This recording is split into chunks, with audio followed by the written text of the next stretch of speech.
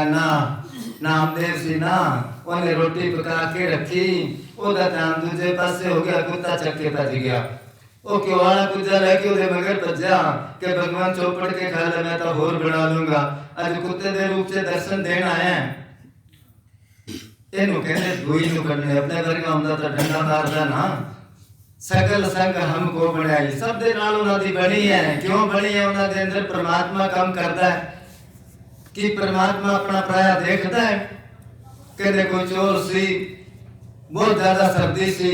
वो रात ਨੂੰ चोरी कर निकलिया, अद्धी रात हो गई, ਉਹਦਾ मौका ना लग्या। ਹੁਣ ਉਹਨੂੰ ठंड लगे, किथे जा रहे हो? कोई फकीर दी कुटिया सी, आश्रम सी, उत्थे चला गया भी चलो फकीर दा जालू हुंदे है, रख लैणगे। जदों गया फकीर ने देखा अद्धी रात ਨੂੰ कोई बंदा है, कौन है भी तू?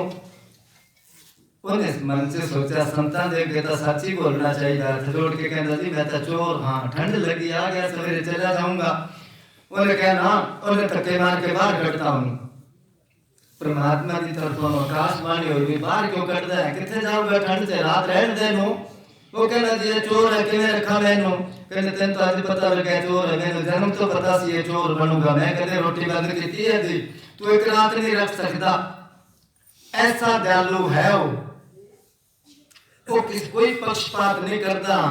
वो परमात्मा जिस संत दे अंदर काम करता है, वो परमात्मा दे सारे गुण उसके अंदर होंगे। उथे महात्मा जी उदों डेरे च रहिंदे हुंदे सी, कोई एक्सीडेंट, कोई गड्डी मार गया कट्टा सी, मेन गेट दे गए अपने डेरे ने, सानू पता लगे आए उस बोली जी उतनों आई ओदे वास्ते, ओनू उथे कीता, ओदे थल्ले एक बंदा छड़ दिता। ओदे वो कट्टा है पशु मरदे ही है, बारी बारी भी ख्याल रखे नो, मौके ते पानी पई ओदे के नी रासट दिता, किने दे सारे हसन दे शांति चंगे है।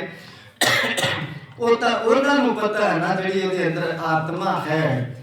इसी तरह वो दयालु होंगे, बस यही निशानी है मालिक दयालु है, जिस के अंदर वो परमात्मा काम करता है। वो कहना मेरी सारे नाल ही बनी हुई है। हाँ जी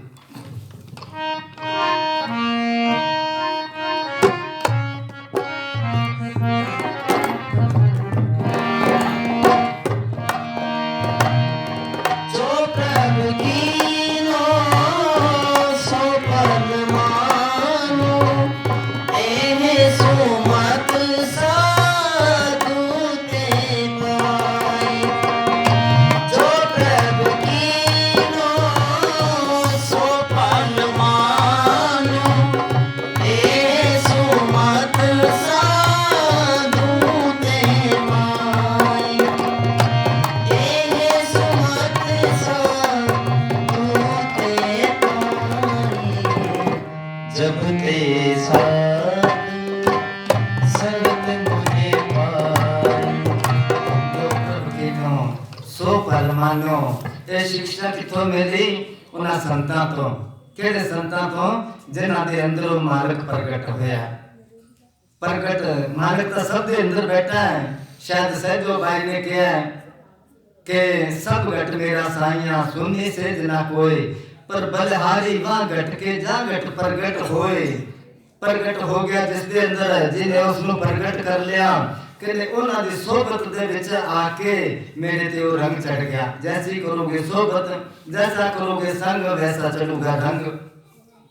ये सुमत साधु ते पाई कि ये जी शिक्षा दिंदे हैं किन्ने संत दुनिया दे विच। अज उन्हें चेले नहीं जिन्हें गुरु बड़े बैठे है। इट चको उत्थे मैं गया गमंडिया पिंड है एक सूरतगढ़ कोल, उते कोई गल चली, मैं क्या भी अज करता इट चको तो गुरु निकलता है। एक प्रेमी खड़ा होके कहना महात्मा जी ईंट चकने की जरूरत नहीं, ईंट के ऊपर ही बैठे है अज करता। वाकई ईंट दे उत्ते बैठे है, उन्हें तो काम नहीं बनता।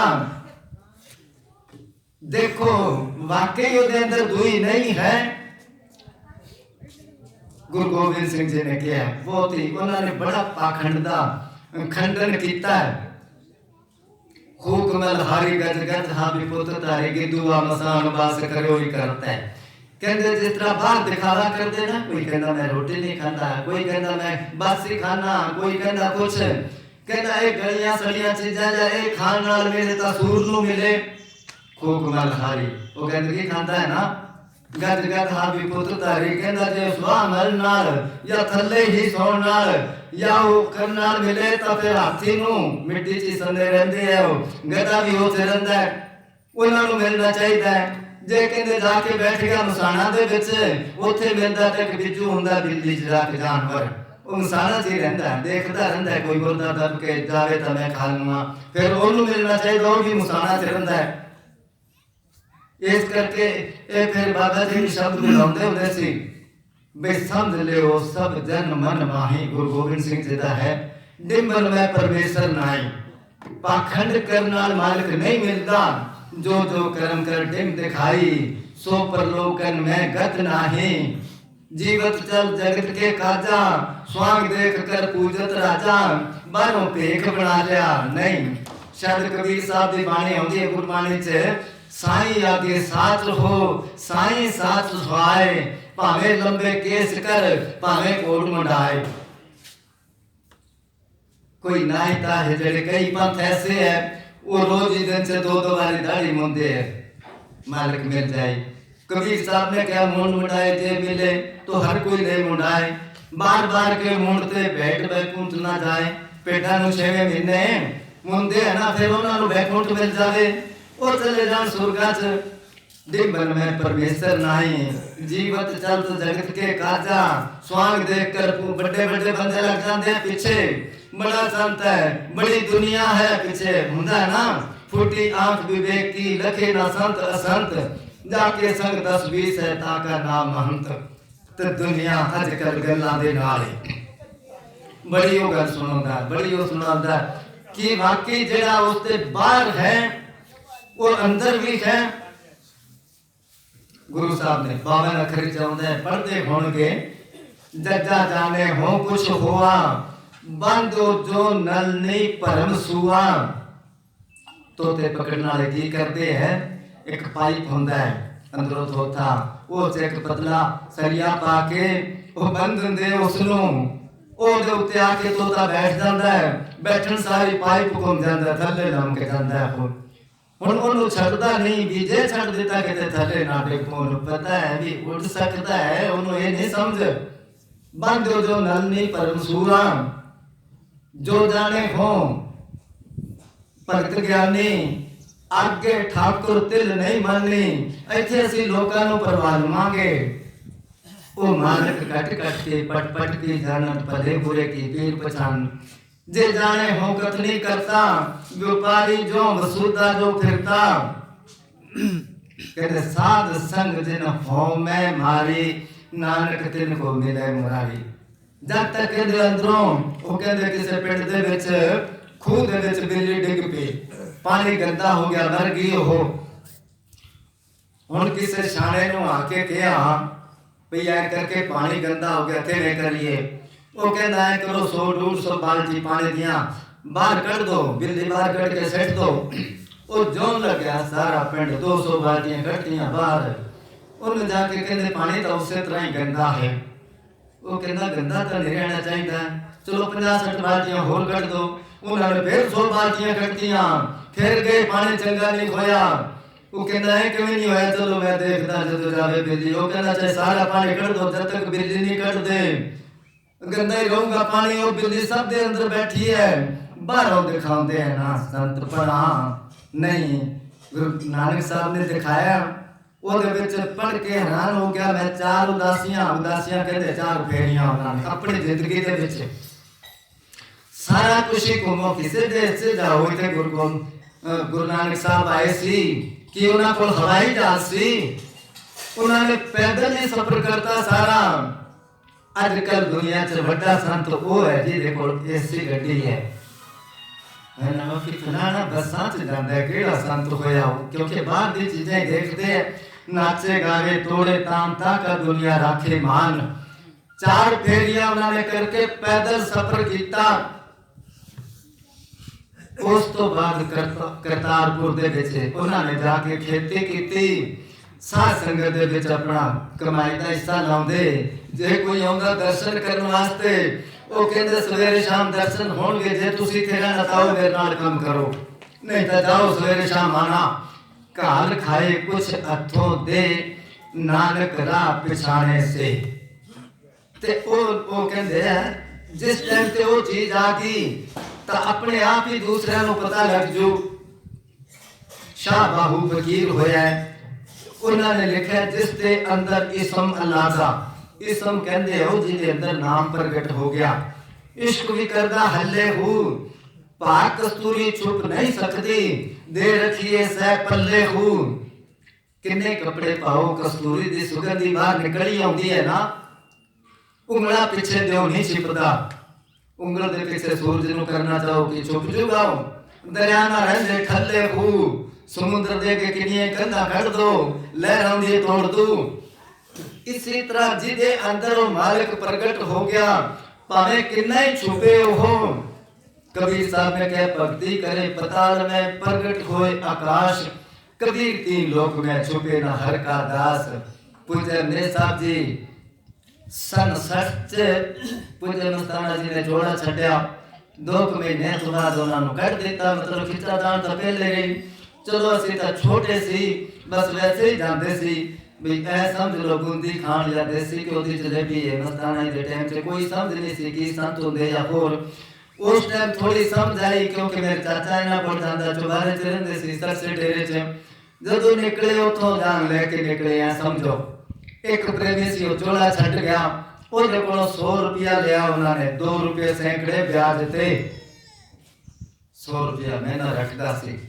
उस तो बाद चलो आगे जिवें गाड़िए लोहार होंदे 2 महीने किते रहे, महीना किते रहे, इस तरह 18-20 महीने के करीब महमदपुर पिंड रहे। उत्थे कचीटा का डेरा सी, डिग पिया सी, वो पक्का बनाया। जदों तैयार हो गया तो रात को 3 बजे उतों कट दिता उन्होंने, क्योंकि पंचायती जगह दे विच सी। उस तो बाद गोलू वाले चले गए, उत्थे 6-7 महीने ताले दे अंदर रहे। खेतां दे विच कच्चियां ईटां कढ़ा के वो गुफा हैगी है जे शायद महात्मा जी ने देखी होगी। इन्नी है पैर सीधे हो सकते हैं, सो नहीं सकता। सवेरे ताला ला के जांदे सी, शाम ਨੂੰ ਆ ਕੇ ਖੋਦੇ ਜਿਹੜੇ ਨਾਲ 2-3 ਸਾਧੂ ਸੀ ਉਹ ਦਿਹਾੜੀ ਕਰਦੇ ਸੀ। ਉਦੋਂ 3 ਰੁਪਏ ਦਿਹਾੜੀ ਹੁੰਦੀ ਸੀ, 3 ਰੁਪਏ।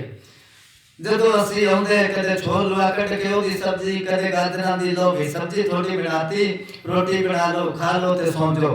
2-3 ਘੰਟੇ ਆਰਾਮ ਕਰੋ, ਰਾਤ ਨੂੰ ਸੌਣ ਨਹੀਂ ਦਿੰਦੇ ਸੀ। ਸਾਰੀ ਰਾਤ ਜਗਾ ਕੇ ਰੱਖਦੇ ਸੀ। ਉਸ ਤੋਂ ਬਾਅਦ ਜਿਨ੍ਹਾਂ ਨੂੰ ਪਤਾ ਸੀ ਉੱਥੇ ਚਲੇ ਜਾਂਦੇ ਉਹ।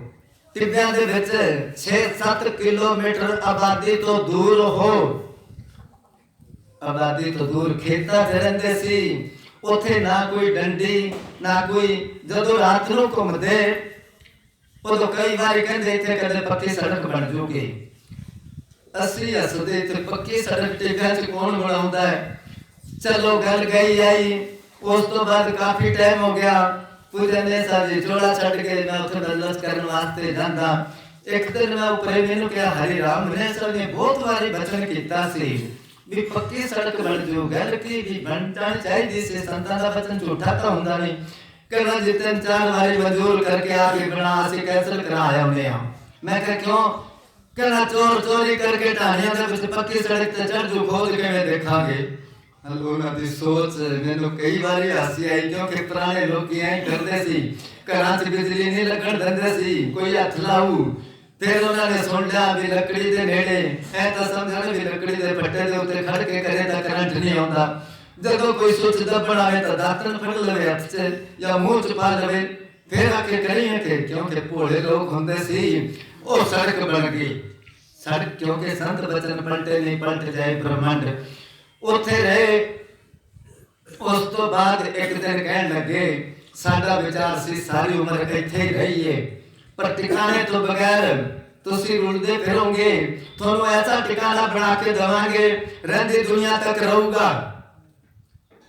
ਤੇ ਬਾਹਰੋਂ ਲੋਕ ਆਇਆ ਕਰਨਗੇ ਦੇਖਣ ਵਾਸਤੇ।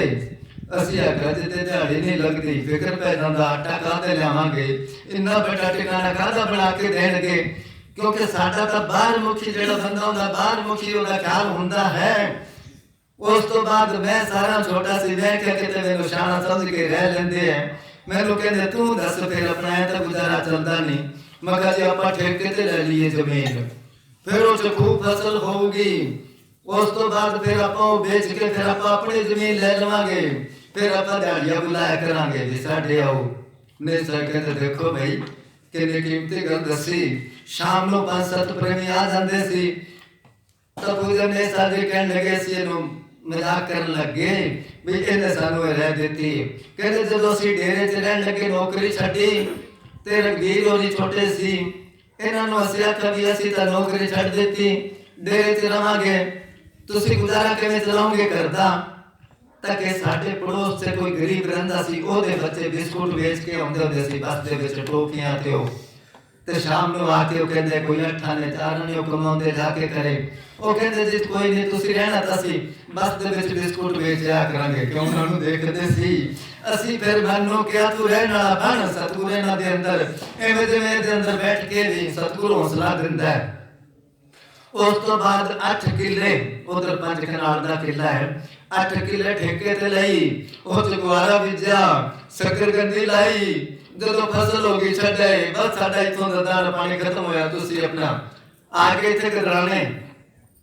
ਫਿਰ ਉਹ ਹਰੀ ਰਾਮ ਆਇਆ ਕਿ ਜੇ ਸਾਧੂਆਂ ਨੇ ਇੰਨੀ ਮਿਹਨਤ ਕੀਤੀ ਹੈ, ਉਹ ਤੁਸੀਂ ਆਪਦੀ ਫਸਲ ਤਾਂ ਚੱਕ ਲਓ। ਫਿਰ ਮੈਂ ਸਾਡੀ ਰਾਜਾ ਮਹਾਤਮਾ ਨੂੰ ਕਿਹਾ ਜਾਓ ਸਸਤੀ ਮਹਿੰਗੀ ਪੱਟ ਕੇ ਵੇਚਿਆ ਉੱਥੇ। ਰਾਜਾ ਜੀ ਫਿਰ 15-16 ਦਿਨ ਰਹੇ, ਦਿਨ ਲੱਗ ਕੇ ਉਹ ਸ਼ੱਕਰਕੰਦੀਆਂ ਪੱਟ ਕੇ ਸਸਤੀ ਮਹਿੰਗੀ ਵੇਚ ਕੇ ਆ ਗਏ। ਤਾਂ ਕਹਿਣ ਦਾ ਮਤਲਬ ਹੈ ਸੰਤਾਂ ਦੀ ਜੀਵਨੀ ਜਦੋਂ ਪੜ੍ਹਦੇ ਹਾਂ, ਉਹਨਾਂ ਦੇ ਨਾਲ ਕੀ ਕੀ ਹੋਇਆ ਤਾਂ ਰੂਹ ਕੰਬ ਜਾਂਦੀ ਹੈ। ਜਿਸ ਤਰ੍ਹਾਂ ਸਮਸਤ ਵੇਦ ਦੀ ਖੱਲ ਲਾਤੀ, ਮਨਸੂਰ ਨੂੰ ਸੂਲੀ ਤੇ ਚੜਾਤਾ, 5ਵੇਂ ਪਾਸੇ ਸ੍ਰੀ ਗੁਰੂ ਅਰਜਨ ਦੇਵ ਨੂੰ ਤਥੀਆਂ ਤਵੀਆਂ ਤੇ ਬਿਠਾਇਆ, 9ਵੇਂ ਗੁਰੂ ਦਾ ਚਾਂਦਨੀ ਚੌਕ ਦੇ ਵਿੱਚ ਸੀਸ ਲੈ ਲਿਆ। ਤਾਂ ਸਭ ਦੇ ਨਾਲ ਇਸ ਤਰ੍ਹਾਂ ਹੋਇਆ। ਉਹਨਾਂ ਦੀ ਤਾਂ ਪੜ੍ਹਦੇ ਆ ਜਿਸ ਤਰ੍ਹਾਂ ਪੂਜਾ ਨੇ ਸਾਹਿਬ ਜੀ ਦੀ ਕੀਮਤ ਦੇਖਿਆ, ਜਦੋਂ ਡੇਰਾ ਬਣ ਗਿਆ ਤੇ ਅਸੀਂ ਸੋਚਿਆ ਚਲੋ ਹੁਣ ਤਾਂ ਹੈ। ਆਪਣੀ ਜ਼ਿੰਦਗੀ 'ਚ ਉਹਨਾਂ ਨੇ 2 ਜੀਪ ਲਈ ਆਪ ਦੇ ਵਾਸਤੇ। ਇੱਕ ਤਾਂ ਲਈ 12,000 ਚ ਮਹਿੰਦਰ ਸਿੰਘ ਸੁਨਾਰ ਸੀ ਗੰਗਾ ਨਗਰ ਦਾ, ਉਹਦੇ ਕੋਲੋਂ ਵੀ ਚਲੋ, ਕਿਉਂਕਿ ਪਹਿਲਾਂ ਬੱਸ 'ਚ ਜਾਂਦੇ, ਗੱਡੀ 'ਚ ਟ੍ਰੇਨ 'ਚ ਜਾਂਦੇ, ਤੇ ਜਦੋਂ ਟਰੈਕਟਰ ਕਦੇ ਮਿਲ ਜਾਂਦਾ ਫਿਰ ਵਾਰੀ ਬਾਬਾ ਜੀ ਕਹਿੰਦੇ ਅੱਜ ਅਸੀਂ ਟਰੈਕਟਰ 'ਚ ਜਾਵਾਂਗੇ, ਕਿਉਂਕਿ ਹੁਣ ਤਾਂ ਗਵਰਨਮੈਂਟ ਨੇ ਕਾਨੂੰਨ ਬਣਾਤਾ ਵੀ ਕੋਈ ਬੀੜੀ ਨਾ ਪੀਵੇ ਬੱਸ 'ਚ ਜਾਂ ਹੋਰ। ਉਦੋਂ ਖੁੱਲੇ ਧੂਆਂ ਤੋੜ ਕਰ ਦਿੰਦੇ ਸੀ। ਉਹਨਾਂ ਦੇ ਅੰਦਰ ਇਤਨੀ ਸਹਿਣ ਸ਼ਕਤੀ ਸੀ, ਕਦੇ ਉਹਨਾਂ ਨੇ ਮੱਥੇ ਵੱਟ ਨਹੀਂ ਸੀ ਪਾਇਆ ਵੀ ਇਸ ਤਰ੍ਹਾਂ ਕਿਉਂ। ਜਦੋਂ ਜਾਂਦੇ ਰਾਜਸਥਾਨ 'ਚ ਤਾਂ ਸੀ ਵੱਡੀਆਂ ਸਬਾਤਾਂ ਕੱਚੀਆਂ, ਉਹਦੇ ਵਿੱਚ ਹੀ ਤੂੜੀ ਉਹ ਨੀਰਾ ਉੱਠ ਵਾਸਤੇ, ਗੁਣਾ ਉਹਦਾ ਹੁੰਦਾ ਗੁਆਰੇ ਦਾ ਜਾਂ ਮੂੰਗੇ ਦਾ। ਇੱਕ ਪਾਸੇ ਉੱਠ ਵਾਸਤੇ ਉੱਪਰ ਰੱਖਿਆ ਨੀਰਾ, ਇੱਕ ਪਾਸੇ ਉਹਨਾਂ ਨੇ ਬੱਕਰੀ ਬੰਨ ਰੱਖੀ ਹੈ, ਉਸ ਦੇ ਵਿੱਚ ਇੱਕ ਪਾਸੇ ਜਵਾਕ ਉਹਦੇ, ਤੇ ਉਹਦੇ ਵਿੱਚ ਹੀ ਰੱਸਾ ਬੰਨ ਕੇ ਇਸ ਤਰ੍ਹਾਂ ਰਾਜਾ ਜੀ ਉਦੋਂ ਰਾਜਾ ਜੀ ਜਾਂਦੇ ਨਾਲ ਉਹਦੇ ਉੱਤੇ ਚਾਦਰ ਪਾ ਕੇ ਨੇ ਸਾਹਿਬ ਵਾਸਤੇ ਕਮਰਾ ਜਿਹਾ ਬਣਾ ਦਿੰਦੇ, ਉਹਦੇ ਵਿੱਚ ਰਾਤ ਕੱਟਦੇ। ਕਦੇ ਉਹਨਾਂ ਨੇ ਇਹ ਨਹੀਂ ਕਿਹਾ ਵੀ ਤੁਸੀਂ ਸਤਸੰਗ ਰਖਾ ਲਿਆ, ਤੁਹਾਡੇ ਰਹਿਣ ਵਾਸਤੇ ਤਾਂ ਜਗ੍ਹਾ ਹੈ ਨਹੀਂ, ਖੁਸ਼ੀ ਰਹੇ ਹੋ। 3 ਜਗ੍ਹਾ ਮੇਰੇ ਯਾਦ ਹੈ, ਮੈਂ ਤੇ ਗੁਰਦਾਸ ਜਦੋਂ ਜਗ੍ਹਾ ਨਹੀਂ ਹੁੰਦੀ ਬਾਬਾ ਦੇ ਮੰਜੇ ਦੇ ਥੱਲੇ ਇੱਟਾਂ ਲਾ ਕੇ ਉੱਚਾ ਕਰਕੇ ਉਹਦੇ ਥੱਲੇ ਗੁਜ਼ਾਰਾ ਕਰ ਲੈਂਦੇ ਸੀ। ਕਦੇ ਸਾਧੂਆਂ ਨੇ ਵੀ ਨਹੀਂ ਆਖਿਆ ਵੀ ਸਾਨੂੰ ਅੱਡ ਚਾਹੀਦਾ ਹੈ। ਹੁਣ ਸਾਡੇ ਇੰਨੇ ਨਖਰੇ ਹੋਏ ਪਏ, ਜੀਪ ਆਉਂਦੀ ਹੈ ਤੇ ਉਹ ਕਹਿੰਦੇ ਇਹ ਨਹੀਂ ਜਾਂਦੇ, ਚੰਗੀ ਨਹੀਂ ਲੱਗਦੀ। ਕੋਈ ਚੰਗੀ ਜੀਪ ਦੇ ਵਿੱਚ ਬੈਠਣ ਨਾਲ ਕੋਈ ਵੱਡਾ ਸਾਧੂ ਸੰਤ ਨਹੀਂ ਬਣਦਾ। ਕਹਿਣ ਦਾ ਮਤਲਬ 2 ਜਹਾਨ ਦਾ ਮਾਲਕ ਇਸ ਤਰ੍ਹਾਂ ਗੁਜ਼ਾਰ ਕੇ ਚਲਾ ਗਿਆ। ਉਸ ਤੋਂ ਬਾਅਦ ਦੂਸਰੀ ਜੀਪ ਵੀ ਉਥੋਂ ਗੰਗਾ ਨਗਰੋਂ ਲਈ ਸੀ, ਉਹ ਵਿਆਸ ਦਾ ਪ੍ਰੇਮੀ ਸੀ, ਸ਼ਾਇਦ 22,000 ਦੀ ਕੁਛ ਐਸੀ ਮਿਲੀ, 6 ਸਿਲੰਡਰ ਗੱਡੀ ਸੀ ਉਹ ਫਿਰ ਪੂਜਾ ਨੇ ਸਾਹਿਬ ਜੀ ਨੇ ਉਹਨੂੰ ਦੇਤੀ ਸੰਤੋਖ ਸਿੰਘ ਨੂੰ। ਉਹਨੇ ਫਿਰ ਉਹ ਗੋਲੀ ਵਾਲੀ ਖੜੀ ਹੁਣ ਹਰੇ ਰੰਗ ਦੀ ਸੀ, ਪੁਰਾਣੇ ਪ੍ਰੇਮੀਆਂ ਨੇ ਦੇਖੀ ਹੋਊਗੀ। ਜਦੋਂ ਹੀ ਕੋਈ ਨਵੀਂ ਗੱਡੀ ਆਉਂਦੀ ਪੂਜਾ ਨੇ ਸਾਹਿਬ ਜੀ ਕਹਿੰਦੇ ਵੀ ਅਸੀਂ ਤਾਂ ਗਰੀਬ ਫਕੀਰ ਆ ਵੀ ਨਵੀਂ ਗੱਡੀਆਂ ਤੇ। ਇਹ ਜਿਹੜੀ ਬੱਸ ਬਣਾਈ ਹੈ ਤਾਂ ਬਾਅਦ ਚ ਸੰਗਤ ਨੇ ਜਿੱਦ ਕਰਕੇ ਬਣਾਈ ਹੈ, ਹਰੇ ਰੰਗ ਦੀ ਬੱਸ ਸੀ ਨਾ ਵੱਡੀ ਸਾਰੀ, ਉਹਦੇ ਵਿੱਚ ਬੰਦਾ ਸੌਂ ਵੀ ਸਕਦਾ ਹੈ। ਉਸ ਲੈਟਰਿਨ ਬਾਥਰੂਮ ਸੀ, ਕਿਉਂਕਿ ਉਹ ਕਹਿਣ ਦਾ ਮੇਰਾ